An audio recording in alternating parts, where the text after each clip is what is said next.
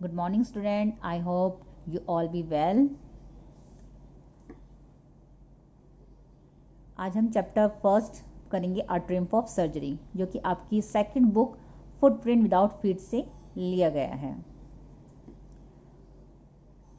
Tricky, a small dog, is pampered and overfed by his rich mistress. Tricky नाम का एक dog है जिसको उसकी रिच मिस्ट्रेस मतलब कि अमीर मालकिन पैम्पर्ड कर रही हैं, देखभाल करती हैं. वो सीरियसली इल हो जाता है, मतलब बीमार हो जाता है. मिस्ट्रेस कंसल्ट करती हैं सर्जन से, doctor Herriot who narrates the story of the dogs treatment. जो डॉक्टर हैरिट है वो इस स्टोरी के नरेटर भी हैं, मतलब लेखक भी हैं, जो इस डॉग के ट्रीटमेंट करते हैं. How does the dog recover, और डॉग कैसे रिकवर हुआ, इसके बारे में हम जानेंगे. Read the following abstract and answer the questions that follow. आपको इस पैराग्राफ को पूरे को पढ़ना है और फिर जो नीचे दिए गए क्वेश्चंस हैं आपको उसके आंसर देने हैं. Being a veterinary doctor, the narrator, Mr. Harriet, knew that the only way to get Turkey well was to get him out of the house for a few days. Mister Herriot जानते थे कि tricky को ठीक करने का एक ही तरीका है कि उसको कुछ दिनों के लिए कुछ दिनों के लिए उसे घर से बाहर ले जाया जाए. फिर he took Tricky the dog to the hospital for the treatment he had already plan. फिर वो उस हॉस्पिटल लेके जाते हैं ट्रीटमेंट के लिए, जो उन्होंने पहले से ही प्लान किया होता है. At the surgery means hospital के लिए बोल रहे हैं वो. The house hold dog search around me. जैसे वो हॉस्पिटल में जाते हैं, जितने भी वहाँ के डॉग होते हैं वो उनकी चारों तरफ घूमने लग जाते हैं. ट्रिकी उनको बहुत ही डली आइज से देख रहा होता है. और फिर वैन पुट डाउन ले मोशनलेस ऑन द कारपेट. फिर वो उसको कारपेट पे लिटा देते हैं ट्रिकी को, जो बिल्कुल ही मोशनलेस मतलब बिल्कुल भी गति नहीं है, बिल्कुल भी हिल डुल नहीं रहा है. For 2 days I kept an eye on him. 2 दिन तक मैंने उसके ऊपर नज़र रखी. Giving him no food but plenty of water. बस उसको खाने को कुछ नहीं दिया, सिर्फ पर्याप्त मात्रा में उसे वाटर दिया, पानी दिया. उसका कोई भी मेडिकल ट्रीटमेंट नहीं किया जा रहा था. But all day he ran about with the dogs. बस वो हर पूरे दिन डॉग के साथ भागता था, जो उनके साथ खेलने कूदने लगा, फ्रेंडली बिहेव करने लगा. He became an accepted member of the gang. अब वो सबके साथ उसे अपने गैंग में शामिल करने के अपने मेंबर बना लिया. वो बहुत ही सिल्की, छोटा सा, प्यारा सा, बहुत ही सुंदर लगता था उन सब में. तो उन सब ने उसे सब बहुत प्यार से खेलने कूदने लगे. Fighting like a tiger for his share at meal time. जब वहाँ पर खाने का टाइम होता था तो वे भागते हुए बिल्कुल जैसे टाइगर की तरह दौड़ते हुए, फाइट करते हुए जाते थे अपने मील टाइम के मतलब खाने के टाइम पे. और रात को वो रेड को भी मतलब उनके साथ खेलता था, उन्हें पकड़ता था, जो कि he had never had such a time in his life. और ऐसा टाइम उसकी ज़िंदगी में फिर पहले कभी नहीं आया था.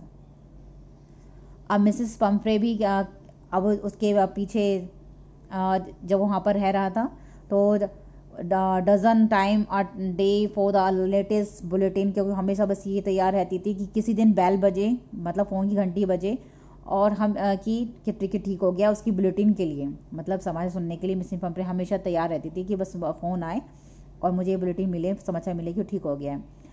Talking other question, I was able to tell her that the little fellow was out the danger and convincing rapidly. वो उसे हमेशा जैसे वो क्वेश्चन करती थी, पूछती थी कैसा है, तो मैं उनको ये नहीं बताना चाहता था कि पूरी तरह ठीक हो गया है, बस ये बताता था कि हाँ वो अब आउट ऑफ डेंजर है, अब वो ठीक हो रहा है धीरे धीरे. द वर्ड कन्विंसिंग सीम्ड, मतलब कि वो ठीक होना, धीरे धीरे ठीक होना, मतलब उनके लिए तो ये सोच रही थी कि अब बिल्कुल सही हो गया, मतलब वे इस शब्द उनके लिए बहुत मायने रखता था. To Mrs Pomfrey.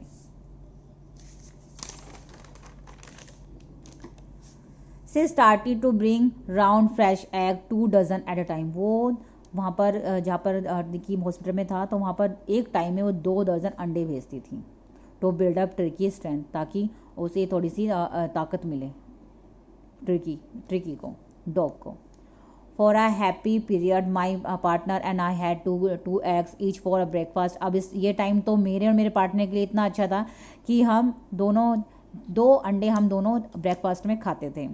But when the bottle of wine begin to arrive the real possibility of the situation begin to dawn on the house. फिर जब वाइन की बॉटल आने लगी, फिर तो सिचुएशन ऐसी हो गई कि बस हमने सोचा कि ये जो हमारा ट्रिकी है ये परमानेंटली हमारा गेस्ट हो जाए, क्योंकि इतना कुछ खाने को मिल रहा था, एग मिल रहे थे, एक्स्ट्रा एग खा रहे थे मॉर्निंग में हम, लेकिन उन्हें पता था कि ऐसा कुछ नहीं होने वाला है. फिर क्या होता था कि रात में वो दिन में वे अंडे खाते थे, फिर वाइन पीते थे, और फिर रात को आग के पास बैठकर ब्रांडी पीते थे. It was a temptation to keep Tricki on as a permanent guest. अब वो सोचते थे कि जो ट्रिकी जो है हमारा परमानेंट गेस्ट हो जाए, बस हमारे पास रहने जाए. But I knew Mrs Pumphrey was suffering and after a fortnight. Fortnight का बच्चों मतलब यहाँ तो होता है कि लगभग मतलब 15 दिनों से, कि मिसेस पम्फ्रे बहुत परेशान थी क्योंकि 15 दिनों तक वो उनके पास था, मतलब ट्रीटमेंट चल रही थी उसके हॉस्पिटल में. अब वो कॉल करके उसे बता रहे थे that a little dog had recovered and was awaiting collection. In 2 weeks he had been transform into a like hard muscles animal. अब उन्हें कॉल करके बताया कि आपका जो डॉगी है वो रिकवर हो चुका है और आप उसे ले जा सकती हैं. कितने दिनों बाद?